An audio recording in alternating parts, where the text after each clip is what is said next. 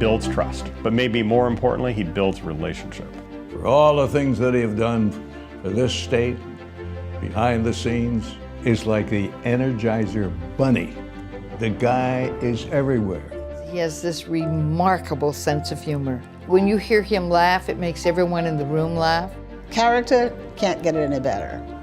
He owns it, he possesses it, he wears it. He takes it wherever he goes. And so Kerry MCs like half of the events in town. He has a great deal of savvy about people and life and how things work. He truly got at a very young age. We are just part of the story. It's not ever about him. Keeping, I think, Oregon connected, making sure good things are happening for the city, for the state, for the region. One of my favorite quotes is Teddy Roosevelt, who said that far and away, the best prize life has to offer is the chance to work hard at work worth doing. Even at that young age, this guy was full of wisdom. But he had relationships with legislators like me because he has such great influence around people, and it's influence out of respect. A long-time experience with Senator Bob Dole. Maybe at one time, if everything had worked out okay, he might be in the White House. During the time that he worked for Senator Smith, he was all over the state in every community, in every kind of occupation. So his connections become our connections. He really tied in our state to our representation in Washington, D.C. When Governor Kulongoski made me chairman of the Lottery Commission, I was hoping that he'd give me the Powerball numbers too. He's been a biographer of great people, both in this state and nationally. He writes with a sense of humanity and wit. And by the way, don't forget that he's also a Jeopardy, like 2 times winner or something, champion. Kerry Tymchuk, originally from Reedsport, Oregon. What you see is what you get with Kerry. He is the genuine article. There are so many things that you can use to describe him, but I don't think there's any greater thing that you can call him than being a great dad.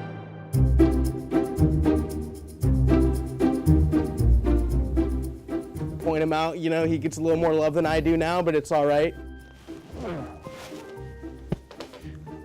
So this is Maverick. This is my dad's favorite son. I used to get quizzed on the branches of government, and I can name the presidents, and I know all the words to 1776. I mean, he was collecting autographs of famous politicians as a pastime when he was in grade school. Good leaders not only need strong backbones, they need strong funny bones. But he's also very humorous and very clever with his humor. So when he's around, you'll know where he is by where people are laughing. It'll just break the ice. It'll add that levity. And he never takes himself serious. I can have role models that's like my favorite athlete or favorite like musician, but then, you know, the guy that's been in my house, who's been my dad my whole life, is one of the greatest role models you're gonna find in the nation. He has a terrific golf game, by the way, as well. I'll make sure I mention that. He does pay for my school. He makes the most busy humans look lazy. Am I really giving this 100%? Because Kerry Tymchuk gives everything 200%, sometimes 2,000%. I wouldn't be the person I am without having those experiences, and it's because he worked so hard from a small town in Oregon to end up in DC and writing speeches for a presidential candidate. And just the importance of being able to laugh at yourself as a leader, as an elected leader, is a lesson that I learned very clearly from Senator Dole. Whether people laugh at my jokes or don't, you gotta keep things lighthearted. You gotta have fun in whatever business you're in. You certainly have to have fun in politics, because if you don't, you're gonna tear your hair out, which apparently is what happened to me. Something I was taught at an early age, I think by my parents, and Reedsport was to help out. I grew up in a grocery store. My father owned a small supermarket when I was growing up, and from the earliest I can remember, I would go to the store and wait on people and help people. My father, who was born in Canada, came down here in 1948 as a 20-year-old with really nothing but the clothes on his back, and made himself a success.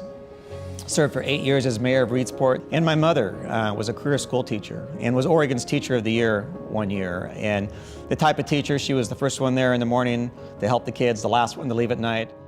His roots, where he comes from, that is the foundation that was built from, and that was the foundation that his parents unbelievably good people that believed in the community. So that's always been modeled for him.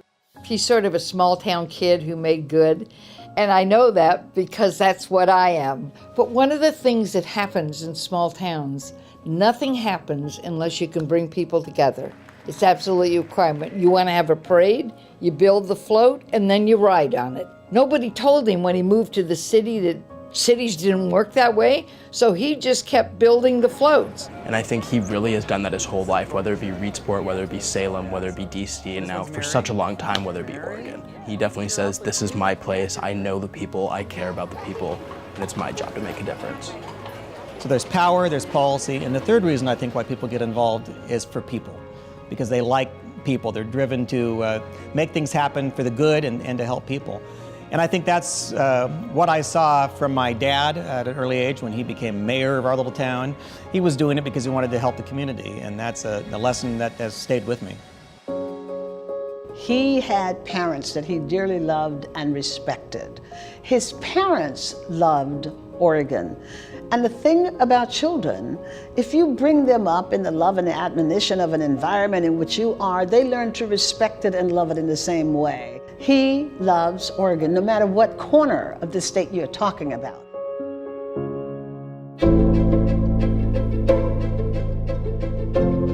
I think his magnum opus is what he's doing right now with the Oregon Historical Society. That our history is in the best hands it could be in, and he has literally created a recovery for that organization. It was a very difficult time when he came on. We'd been struggling financially. A lot of decisions to be made. Can you continue all the programs? Do you need to lay people off? The society retrenched a bit and almost became the Portland Historical Society. They couldn't afford to do much outreach. And when I came here, one of my goals as a kid from Reedsport was we're the Oregon Historical Society. He cares about those small towns all over Oregon. He says, what can we bring from this wonderful organization, this historical organization that can be shared? He knows it matters because he's been that small town kid. Kerry came on board, and there was an imbalance between people of color, and there was an imbalance between women on the board and everything else. I have never seen OHS have the kind of displays around people of color and the impact of African Americans in Portland and in Oregon like I have since Kerry has been on board. He takes some risks with some of the exhibits that may not have been done before. Started a lot of conversations especially in Portland. Landing some really neat exhibits that are really, people want to come and see. Who the heck is this Kerry Tymchuk, and why am I meeting someone who thinks he's Teddy Roosevelt? And then I walked in and I met both of them, and everybody's just enthralled. And I think Kerry does that in many different ways, not just with Teddy. Where I take the nation's leading Teddy Roosevelt recreator out on the road to Oregon for free, and I loan him to schools and historical societies in rural Oregon to see this national program he's performed at the White House before. All over the state and put like 1,200 miles on his car in 4 or 5 days. What it does, it really brings history alive. So the kids get all excited about history. To make sure that history come alive when our kids come in here, it's not stayed, that you can look at it, you can see it move, you can feel it. He wants children to know their history.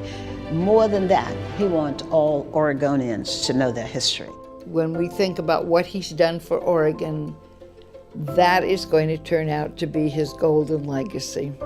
This is not anything I could have done remotely on my own. It was only done through a great staff here, through a visionary board of directors, and through the philanthropic community. And I'm just so grateful that Oregonians have responded.